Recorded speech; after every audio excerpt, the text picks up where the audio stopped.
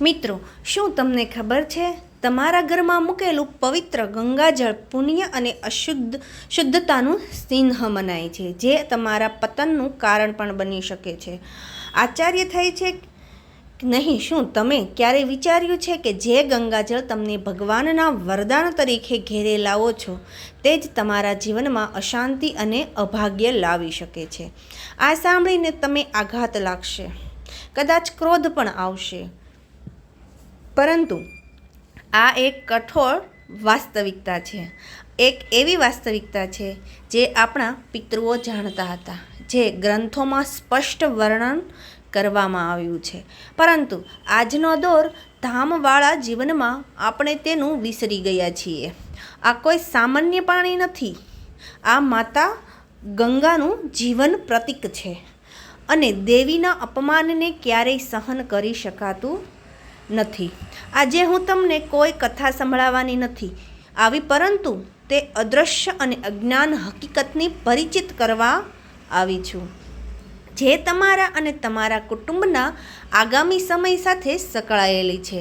આ વિડીયોને છેલ્લે સુધી જરૂર જુઓ અને કમેન્ટમાં જય ગંગા મૈયા અવશ્ય લખો, કારણ કે આજે તમને જે જાણકારી મળવાની છે તે તમારા જીવનને સંપૂર્ણપણે પરિવર્તિત કરી શકે છે. શક્ય છે કે અજ્ઞાનમાં તમે પણ તે ગુનો કરી રહ્યા છો જે અનેક વ્યક્તિઓ કરે છે અને પછી પોતાના અભાગ્યને દોષ આપે છે. તો ચાલો આજે તે ગુપ્ત વાત પરથી પડદો હટાવીએ, જે ગંગાજળને દરેક બિંદુમાં સમાયેલ છે. કલ્પના કરો, એક શાંતિપૂર્ણ પવિત્ર સવારની તમે તમારા પૂજા સ્થળમાં પ્રવેશ કરો છો, જ્યારે એક નાના તાંબાના વાસણમાં તમે ગંગાજળને સુરક્ષિત કરીને મૂકો છો. તેને જોતાં જ તમારા હૃદયમાં અપાર શાંતિનો અનુભવ થાય છે. તમને લાગે છે કે તમારા ઘરમાં વાસ્તવમાં દેવી શક્તિ વસે છે. આ ગંગાજળ માત્ર પાણી નથી, પરંતુ કરોડો હિન્દુઓનો વિશ્વાસનું જીવન પ્રમાણ છે. આ તે પાણી છે જે રાજા સર્ગના 60 વંશજને મુક્ત આપી હતી. આ તે પાણી છે જે માત્ર હડપલાની દરેક પાપ નાશ પામે છે. જ્યારે કોઈ વ્યક્તિ પોતાના જીવનમાં છેલ્લા શ્વાસ ગણી રહ્યા હોય, ત્યારે તેના મોંમાં ગંગાજળના થોડા બિંદુઓ મૂકવાની પ્રથા છે. એનો વિશ્વાસ કરવામાં આવે છે કે આથી તે વ્યક્તિના આત્માને શાંતિ પ્રાપ્ત થાય અને તેને મુક્તિનો પંથ મળે. જ્યારે ઘરમાં કોઈ શિશુનો જન્મ થાય, તેને સ્નાન કરાવવામાં પાણીમાં પણ ગંગાજળના થોડા બિંદુ મેળવવામાં આવે છે, જેથી તેના પર કોઈ ખરાબ નજર પડે અને તેનું જીવન પવિત્રતાથી પ્રારંભ થાય. ઘરમાં ગંગાજળ મૂકવું એટલે માનવ ઘરમાં એક નાનું તીર્થધામ સ્થાપન કરવું.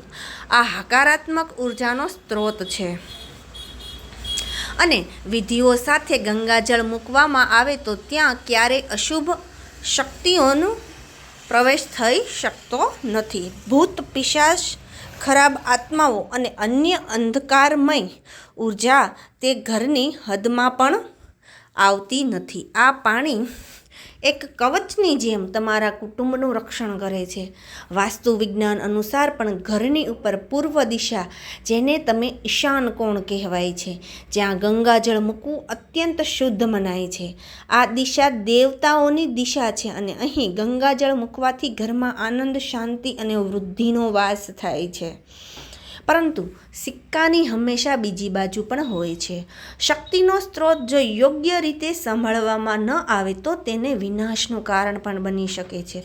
અગ્નિ ખોરાક તૈયાર પણ કરે છે, પરંતુ તે અગ્નિ સમગ્ર ઘરને બાળીને ભસ્મ પણ કરી શકે છે. એ જ રીતે ગંગાજળની પવિત્રતા અને તાકાત ત્યારે જ લાભદાયક બને છે જ્યારે તમે તેને આદર કરો અને તેને મૂકવામાં વિધિઓનું અનુસરણ કરો. જો તમે આ વિડીયોને અવગણના કરો છો, તો તે અજ્ઞાનમાં જ માતા ગંગાનું તિરસ્કાર કરો છો, અને તેને પરિણામ અત્યંત ભયાનક હોઈ શકે છે. હવે હું જેને તમને કહેવા જઈ રહી છું તે ખૂબ ધ્યાનથી સાંભળજો. આ તે ભૂલો છે જે વ્યક્તિઓ અજ્ઞાનતામાં કરી બેસે છે, અને પછી તેના જીવનમાં ઉથલ પાથલ આવી જાય છે. તેઓને સમજાતું નથી કે તેઓની સાથે આવું કેમ થઈ રહ્યું છે. તેઓ વિજ્ઞાનીઓ પાસે જાય છે, પુરોહિતોને ઉપાય પૂછે છે, પરંતુ સમસ્યાઓનું મૂળ તેમના પોતાના ઘરમાં જ પૂજા સ્થળમાં છુપાયેલું હોય છે. સૌથી પ્રથમ અને સૌથી મોટી ભૂલ છે ગંગાજળ મૂકવાનું વાસણ. આજકાલ માર્કેટમાં પ્લાસ્ટિકની આકર્ષક બોટલો અને કેન મળે છે. વ્યક્તિઓ સુવિધા માટે તે ક્યારેક અજ્ઞાનને કારણે ગંગાજળને પ્લાસ્ટિકના વાસણમાં ભરી લાવે છે અને તેમજ મૂકી છે અને અત્યંત મોટો અશુદ્ધ છે. પ્લાસ્ટિકને અશુદ્ધ ગણવામાં આવે છે અને તેને રાસાયણિક પ્રક્રિયાઓમાંથી પસાર થઈને તૈયાર થાય છે અને તેને પૂજા અર્ચનામાં કાર્યોમાં પ્રતિબંધિત મનાય છે. જ્યારે તમે ગંગા જેવી પવિત્ર નદીના જળને અશુદ્ધ વાતાવરણમાં મૂકો છો તો તેને સીધું તેમની દેવીનો તિરસ્કાર કરો છો. ગંગાજળને હકારાત્મક ઉર્જા પ્લાસ્ટિકના સંકલ્પમાં આવીને ધીરે ધીરે વિનાશ પામવા લાગે છે. એટલું જ નહીં, વૈજ્ઞાનિકો દૃષ્ટિકોણ પણ જોવામાં આવે તો પ્લાસ્ટિકમાં લાંબા સમય સુધી પાણી મૂકવાથી તેમાં હાનિકારક રસાયણ ભરવા લાગે છે અને સ્વાસ્થ્ય માટે પણ અનુકૂળ નથી. ગંગાજળ મૂકવા માટે સૌથી શ્રેષ્ઠ વાસણ તાંબુ છે. તાંબાને તે અત્યંત પવિત્ર અને ઉર્જાવાન ધાતુ ગણવામાં આવે છે. જ્યારે ગંગાજળને તાંબાના વાસણમાં મૂકવામાં આવે છે તો તેની પવિત્રતા અને હકારાત્મક ઉર્જા અનેક ગણી વધી જાય છે. તાંબાના વાસણમાં મૂકેલું ગંગાજળ વર્ષો સુધી બગડતું નથી અને તેની દૈવિકા જળવાઈ રહે છે. જો તમારી પાસે તાંબાનું વાસણ ન હોય તો તમે ચાંદીના વાસણમાં પણ વપરાશ કરી શકો છો. ચાંદીને કડક અને પવિત્રતાનું ચિહ્ન માનવામાં આવે છે, પરંતુ ભૂલથી પણ ક્યારેય પ્લાસ્ટિક, લોખંડ કે એલ્યુમિનિયમના વાસણમાં ગંગાજળ ન મૂકો. આ તમારા ઘરને હકારાત્મક ઉર્જાને ગ્રહણ કરી લેશે અને ભાગ્યે જ આમંત્રિત કરશે. બીજી ભૂલ જે વ્યક્તિઓ કરે છે, ગંગાજળ મૂકવાનું સ્થળ. જેમ મેં પહેલાં કહ્યું, ગંગાજળ ઘરમાં પૂજા જગ્યા પર અથવા ઈશાન કોણમાં મૂકવું જોઈએ, પરંતુ ઘણા વ્યક્તિઓ તેને ક્યાંય પણ મૂકી દે છે. રસોડામાં, સ્ટોરેજ રૂમમાં કે કોઈ અંધારી જગ્યાએ પણ એક પ્રકારનો તિરસ્કાર જ છે. ગંગાજળ કોઈ સામાન્ય વસ્તુ નથી જેને તમે ક્યાંય પણ રાખી દો. તમે ઘરમાં કોઈ પવિત્ર જગ્યા પર પૂર્ણ આદર સાથે સ્થાપિત કરવું જોઈએ. તે જગ્યા પર નિયમિત સ્વચ્છતા થવી જોઈએ.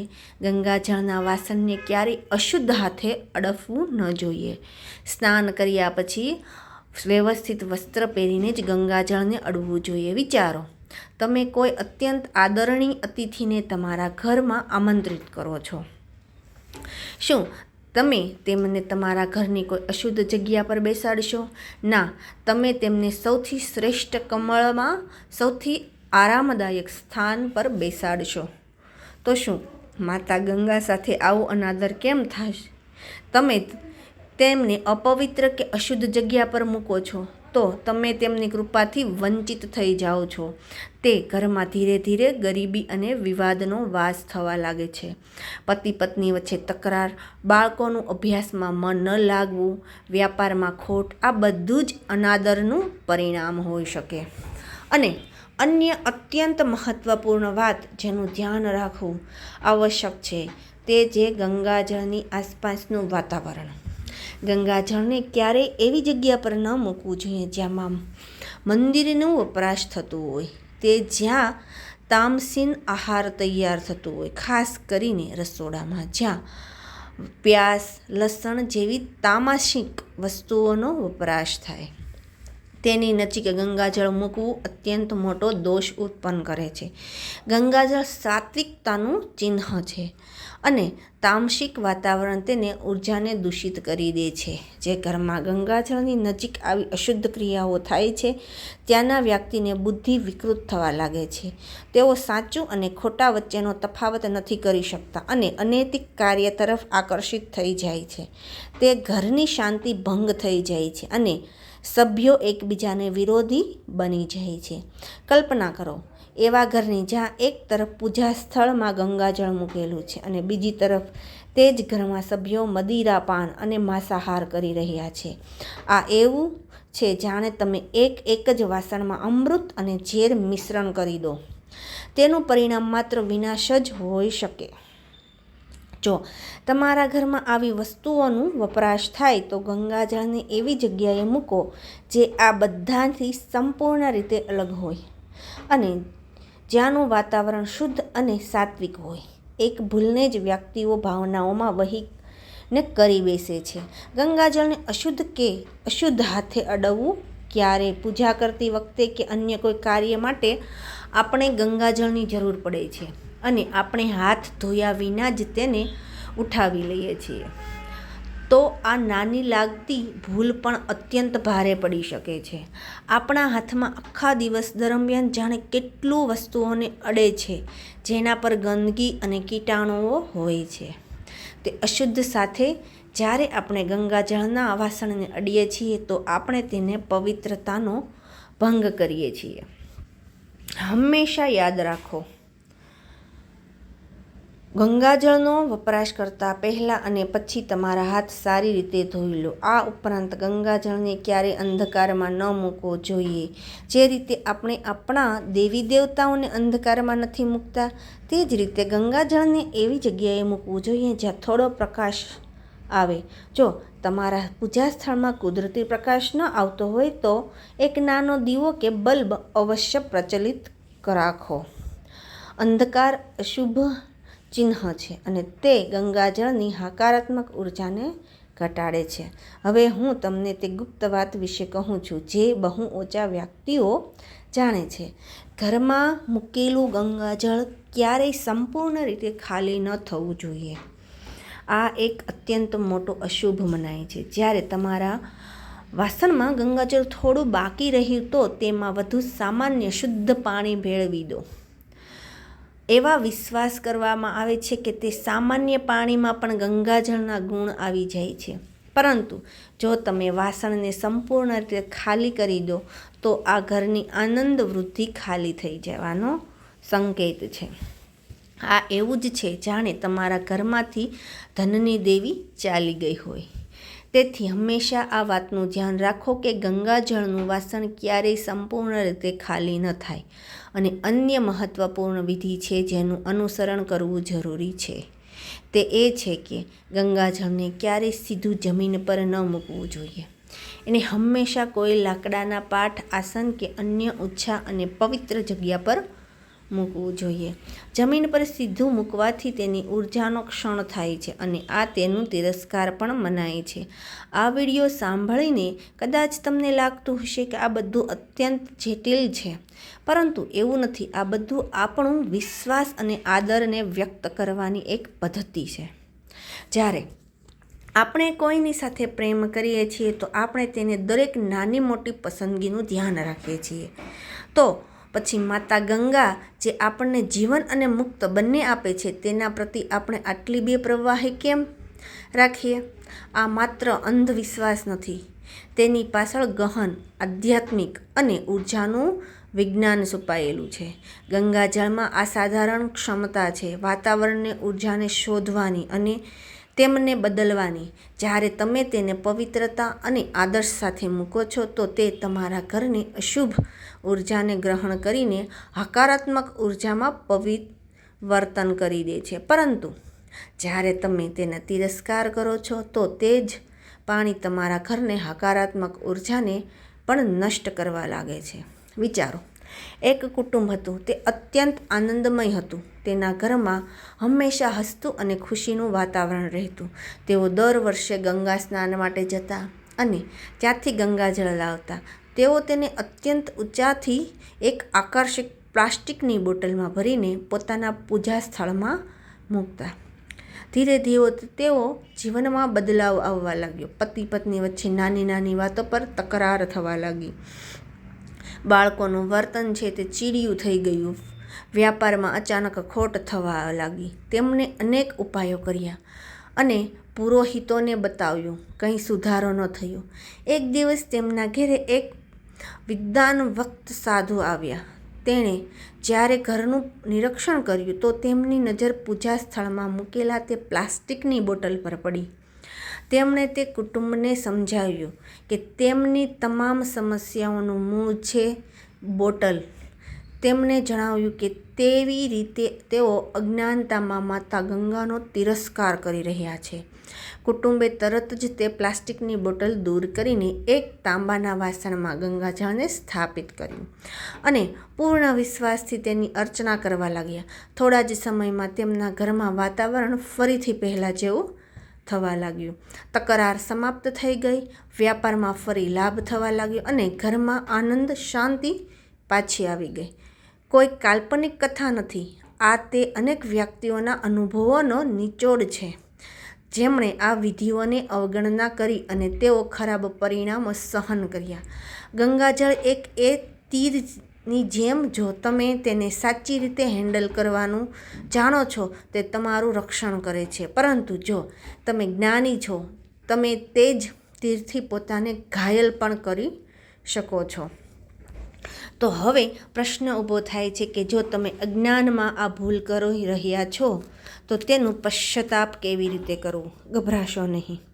હિન્દુ ધર્મમાં હંમેશા મુશ્કેલીનો ઉપાય છે.